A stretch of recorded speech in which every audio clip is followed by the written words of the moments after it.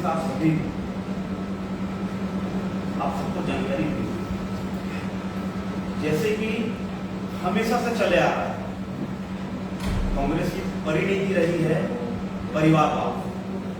चाहे सोनिया गांधी से ले लो, चाहे अब तक राहुल गांधी से, हमेशा कांग्रेस परिवारवाद की ही राजनीति करते आई है और वही परिपाटी आज छत्तीसगढ़ में भी चल रही है। छत्तीसगढ़ के मुख्यमंत्री भूपेश बघेल भी आज कहीं ना कहीं एक परिवारवाद की भूमिका में आज इस छत्तीसगढ़ में पनप चुके हैं और कहीं ना कहीं आप सबने सुना होगा कि चंदूलाल मेडिकल कॉलेज का जो मामला है, कहीं ना कहीं वो एक परिवारवाद के नीति में आकर अपने ही दामाद के नाम करने शासकीय कोर्स को करने जा रहे हैं, जिसके लिए आज हम सभी भारतीय जनता युवा मोर्चा इसके विरोध में कल एक जंगी आंदोलन भी हम करने जा रहे हैं। आज जैसे कि सिर्फ दान और दहेज, मैं सिर्फ नहीं कहना चाहता हूँ, दान और दहेज अपनी बिटिया के नाम करना चाह रहे हैं यहाँ के मुख्यमंत्री चंदूलाल चंद्राकर। जो मेमोरियल हॉस्पिटल और कॉलेज है, कहीं ना कहीं वो एक प्राइवेट संस्था थी, इसे इसने योजनाबद्ध तरीके से शासकीकरण करने के लिए सिर्फ और सिर्फ अपने परिवार को लाभ पहुंचाने के लिए इसने यह काम किया है, ताकि बेटी को एक दहेज के रूप में पूरे परिवार को एक शासकीय कोष से लाभ पहुंचाऊं, ऐसा उसने योजना बनाकर इसके लिए अभी तो पहले से बजट भी पास कर दिया। 40 करोड़ का बजट भी विधानसभा में प्रस्तावित करके उन्होंने रखा है, ताकि आने वाले समय में पूर्ण रूप से उस मद की राशि का उपयोग इस कॉलेज के लिए वो करे। तो कहीं ना कहीं सीधा जनता युवा मोर्चा यही आरोप लगाती है, आज भूपेश बघेल मुख्यमंत्री जो छत्तीसगढ़ के हैं, वे अपने दामाद और बेटी के प्यार में यह सब करने जा रहे हैं और सिर्फ अपने ही परिवार को लाभ पहुंचाने के लिए सरकारी राशि का दुरुपयोग कर रहे हैं। कहीं ना कहीं उतनी राशि, जितनी राशि हमने आपके ही पत्रकार के माध्यम से हमने जानी है, जितनी राशि इन्होंने तय की है उस कॉलेज के लिए, उतने में एक नया कॉलेज इन्होंने उस कॉलेज के लिए अपने परिवार को फायदा पहुंचाने के लिए यह कृत्य किया। और इसके आगे के ब्रीफिंग के लिए मैं भारतीय जनता युवा मोर्चा के सह प्रभारी बड़े भाई सम्मान्य ओपी चौधरी जी को आमंत्रित करता हूं कि इस मामले को अच्छी और ब्रीफिंग से आप सभी मीडिया के मित्रों को नमस्कार। आप सब लोगों को ज्ञात है कि Chandulal Chandrakar memorial medical college में किस तरह की स्थिति निर्मित हो रही है। आप सब लोगों को ज्ञात है कि इस मेडिकल कॉलेज की का जो संचालन है भूपेश बघेल जी के पूरे परिवार से जुड़ा हुआ है। आप सब लोगों को ज्ञात है कि उनकी जो बिटिया है, दिव्या बघेल जी, उनका विवाह क्षितिज चंद्राकर जी के साथ हुआ है और क्षितिज चंद्राकर जी के जो पिता हैं विजय चंद्राकर जी, उनके बड़े भाई मंगल चंद्राकर जी इस मेडिकल कॉलेज को संचालित करने वाला जो हॉस्पिटल है उसके डायरेक्टर है, खुद डायरेक्टर है। तो जैसा कि अमित जी ने कहा कि ये दान दहेज का कार्यक्रम छत्तीसगढ़ के जनता के गाढ़ी कमाई के पैसे से चल रहा है, जो कि अत्यंत दुर्भाग्यजनक है, अत्यंत निंदनीय है।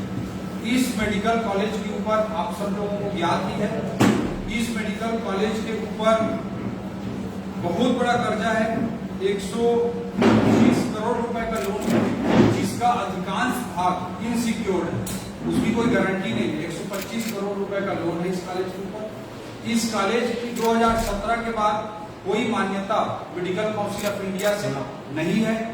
मेडिकल काउंसिल ऑफ इंडिया की एक मीटिंग हुई थी 12 अप्रैल 2018 को, उसमें इस कॉलेज पर धोखाधड़ी की गतिविधियों, फ्रॉडलेंट एक्टिविटीज के आरोप भी लगे हुए हैं।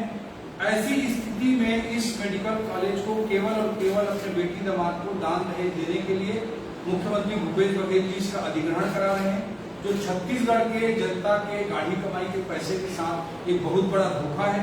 यह बिंदु हम आप लोगों के सामने, आप लोगों के माध्यम से छत्तीसगढ़ के भाई बहनों के सामने रखना चाह रहे हैं। और विशेष करके मैं उल्लेख करना चाहूंगा कि आप सब लोगों को याद है कि जब 2003 में भारतीय जनता पार्टी की सरकार बनी थी, उस समय आजादी के बाद से लेकर के 2003 तक, आजादी के बाद से लेकर के 2003 तक, अगर इन 53-56 सालों की हम बात करें, या मध्य प्रदेश का गठन 1956 में हुआ था, उसके बाद के 47 सालों की बात करें, तो हमारे छत्तीसगढ़ में केवल 2 मेडिकल कॉलेज थे। लेकिन भारतीय जनता पार्टी 2003 से 2018 के बीच में इन मेडिकल कॉलेजों की संख्या को 10 तक पहुंचाई। 2 जो मेडिकल कॉलेज थे उसको 10 तक पहुंचाई। लेकिन दुर्भाग्य की बात है कि ये लोग ना पहले कुछ किए और अब भी इस तरह के धोखाधड़ी के कार्य ही कर रहे हैं। भारत सरकार की, आप सब लोगों को ज्ञात है कि भारत सरकार ने जो 3 मेडिकल कॉलेज, महासमुंद, कांकेर और कोरबा के लिए मेडिकल कॉलेज का प्रावधान किया है, उसमें भी ये लोग ध्यान नहीं दे रहे हैं। राज्य सरकार बिल्कुल गफलत कर रही है। जीएसटी का पैसा जमा करने की बात हो, बेड की कमी की बात हो, सही समय पर जानकारी भेजने की बात हो, पर्याप्त बेड की व्यवस्था करने की बात हो, पर्याप्त डॉक्टरों की संख्या की भर्ती करने की बात हो, इन सब चीजों को नहीं कर रहे हैं, जिसके कारण कांकेर, महासमुंद और कोरबा में जो मेडिकल कॉलेज खोलना है, ये भूपेश बघेल जी की छत्तीसगढ़ की कांग्रेस सरकार के नाकामियों की वजह से यह भी रुक रहा है। और एक बात हम लोग विशेष रूप से रखना चाह रहे हैं कि मुख्यमंत्री भूपेश बघेल जी मीडिया के माध्यम, अपने सोशल मीडिया के माध्यम से वो बार बार बोलते जा रहे हैं कि ये बच्चों के हित के लिए हम कर रहे हैं। हम उनसे मांग करना चाहते हैं कि भूपेश बघेल जी नया मेडिकल कॉलेज खोलें। और यह विशेष रूप से उल्लेखनीय है कि जो चंदूलाल चंद्राकर जी का जो पौत्र है, चंदूलाल चंद्राकर जी का जो पौत्र हैं, चंदूलाल चंद्राकर जी के जो पौत्र हैं, वो भी इसके बारे में कई तरह के आरोप लगा चुके हैं, कई जगह ज्ञापन दे चुके हैं। कांग्रेस के हाईकमान को भी वो इस बारे में, पार्टी के इसके बारे में वो बार बार लिख रहे हैं कि गलत हो रहा है। तो मैं ये कहना चाहता हूं कि चंदूलाल चंद्राकर जी अब इस दुनिया में नहीं है। उनके नाम पर जो कॉलेज चल रहा है, उसके माध्यम से अपने बेटी दामाद को लाभ पहुंचाने के बजाय, दान दहेज देने के बजाय, मुख्यमंत्री भूपेश बघेल जी को चाहिए कि नया मेडिकल कॉलेज बना दें और नए मेडिकल कॉलेज का नाम भले चंदूलाल चंद्राकर जी के नाम पर करें। नया मेडिकल कॉलेज बनाए, उसके माध्यम से छत्तीसगढ़ के युवाओं का हित सुनिश्चित करें। जिस कॉलेज के ऊपर 125 करोड़ का लोन है, जिस कॉलेज के डायरेक्टर उनके बेटी दामाद के परिवार के लोग हैं, जिस कॉलेज को 2017 से मान्यता नहीं मिली है, जिस कॉलेज पे 2018 की मेडिकल काउंसिल ऑफ इंडिया की मीटिंग में 2018 में धोखाधड़ी की गतिविधियों का आरोप लग चुका है, ऐसे कॉलेज को बेटी दामाद को दान दहेज देने के बजाय नया मेडिकल कॉलेज खोलें, ये मांग हम लोग रखना चाहते हैं। सर, मेडिकल कॉलेज को 2017 में मेडिकल काउंसिल ऑफ इंडिया से अनुमति नहीं मिली, उसके बावजूद क्यों संचालित हुआ है, क्यों कार्रवाई नहीं हो पाई उनके ऊपर? 2017 में बीजेपी की सरकार थी जब भी। जी, इसमें मैं ये कहना चाहूंगा, इसमें जो भी मेडिकल कॉलेज रहता है, उसपे जब जो मान्यता भी मिलती है तो कई साल 0 ईयर घोषित होती है। इस तरह से 0 ईयर वहां पे घोषित हुए होंगे, या जो वहां पे एक्टिविटी होती है, जो गलती पाई जाती है, उसके आधार पे वहां पे एक्शन लिया जाता है। उसका मतलब ये नहीं कि पहले साल जो एडमिशन लिए हैं वो उनका बैच को रोक दिया जाए, वैसे बैच को नहीं रोका जाता है। 0 ईयर कई साल घोषित हो जाते हैं, तो वहां पे जो भी रूल के हिसाब से एक्टिविटी एक्शन जो लेना रहा होगा वो लिया गया। प्रदर्शन करेंगे अमित जी, इसी परिवारवाद के विरोध में जो कांग्रेस की नीति शुरू से चली आ रही है, उसके विरोध में छत्तीसगढ़ में परिवारवाद आज पनप चुका है इस कांग्रेस के सरकार में।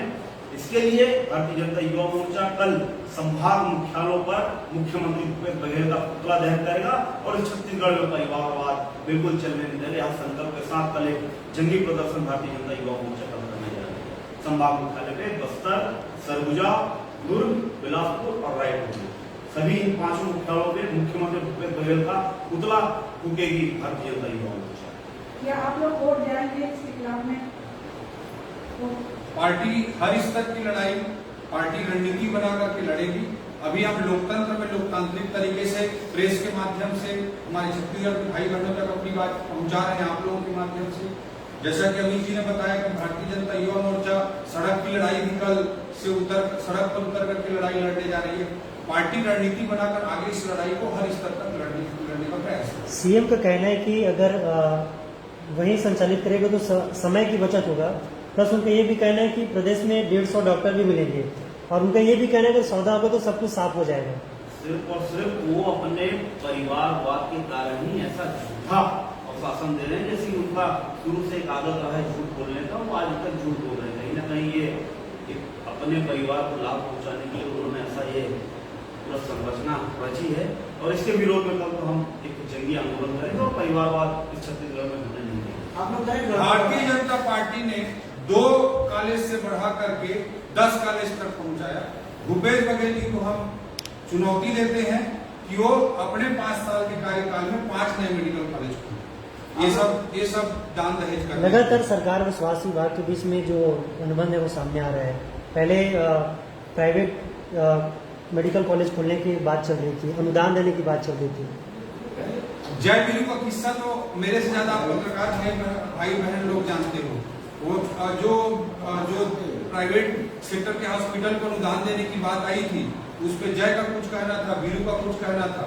जिस प्रदेश में मुख्यमंत्री और स्वास्थ्य मंत्री के बीच ही ठन गई हो, उस प्रदेश का क्या हाल होता है वो हम सब लोग भुगत रहे हैं, आप सब लोग भुगत रहे हैं। पूरे प्रदेश में करप्ट एनार्की भ्रष्ट व्यवस्था चल रही है। तो कोरोना काल में ये जय वीरू की लड़ाई कारण किस तरह की स्थिति उत्पन्न हुई, उसको आप लोगों ने भी देखा, हम लोगों ने भी। आप लोग का गड़बड़ चल रहा है सर मामला, लेकिन वहाँ के मेडिकल कॉलेज के जितने तो आप मुख्यमंत्री धन्यवाद दे रहे हैं सब अच्छा होगा। एक डूबते मेडिकल कॉलेज में कौन लोग उसका समर्थन कर रहे हैं, इसको आप लोग भी कह रहे हैं भाई कि नया मेडिकल कॉलेज खोलें, और वहाँ पे कितनी मेडिकल कॉलेज की फीस है इसको भी भूपेश बघेल जी सार्वजनिक कर दें। उस मेडिकल कॉलेज में कितने फीस लिए जाते हैं, कितने मैनेजमेंट की सीटों से एडमिशन किया जाता है, कितने NRI की सीटों से एडमिशन किया जाता है, इसको भी सार्वजनिक करें भूपेश बघेल जी कि किस तरह से वहाँ कर रहे हैं। शासकीय मेडिकल कॉलेज में सब्सिडी के साथ एक बच्चा पढ़ाई करता है, गाँव का गरीब बच्चा वहाँ पे जा पाता है। चंदूलाल चंद्राकर में इतनी ऊंची फीस है कि कोई गाँव का गरीब का बच्चा वहाँ नहीं पढ़ाई। आप मैं यही बोलना चाह रहा हूँ, 125 करोड़ का लोन है उस मेडिकल कॉलेज के ऊपर, उसको मान्यता नहीं मिली है। प्राइवेट सेक्टर में जा करके उसको नीलामी करके दिखाएं कितने पैसे में जाता है, ये आपको पता चल जाएगा कितने पैसे में उस मेडिकल कॉलेज का भाव जाता है। उसका उस कॉलेज में सब कुछ खत्म हो चुका है, इसलिए अपने बेटी दामाद के परिवार को दान दहेज देने के लिए सब प्रपंच कर रहे हैं। अमित जी आपका सवाल है, कोरोना काल में नर्सों की भर्ती संविदा भर्ती के माध्यम से तत्काल भर्ती की गई थी। अब उनको जैसे ही कोरोना काल थमा, जिसके बाद अब उनको बाहर निकाल दिया गया कार्य से। आज वो मुख्यमंत्री के निवास घेराव के लिए बाहर मुख्यमंत्री निवास घेराव में नहीं गए हुए थे। क्या सरकार इस प्रकार की जो रणनीति कर रही है वो सही है? बिल्कुल गलत है। सरकार सिर्फ और सिर्फ अपने खजाने को खाली कर चुकी है, नए भर्ती नहीं कर पा रही है। इसलिए संविदा भर्ती करके उनका जब तक काम था तब तक उनसे काम लिया, उसके बाद जैसे कि आम को खाने के बाद दूसरी आम फेंक दी जाती है, वैसे ही आज के छत्तीसगढ़ के युवाओं के साथ यहाँ सरकार कर रही है। जैसे कि शिक्षकों की भर्ती, चयनित जो शिक्षक थे आज तक उनको नौकरी दी गई। चयनित जो शिक्षक है, कहीं ना कहीं सरकार की मंशा नहीं है कि छत्तीसगढ़ के नए युवाओं को नौकरी दे। तो ये सरकार पूरी तरीके से भ्रष्ट हो चुकी है, पूरी तरीके से करप्ट है सरकार, और कहीं ना कहीं युवाओं के साथ इस सरकार ने छलावा किया है। कहीं ना कहीं या हम भारतीय जनता युवा मोर्चा के साथीगण हैं, हम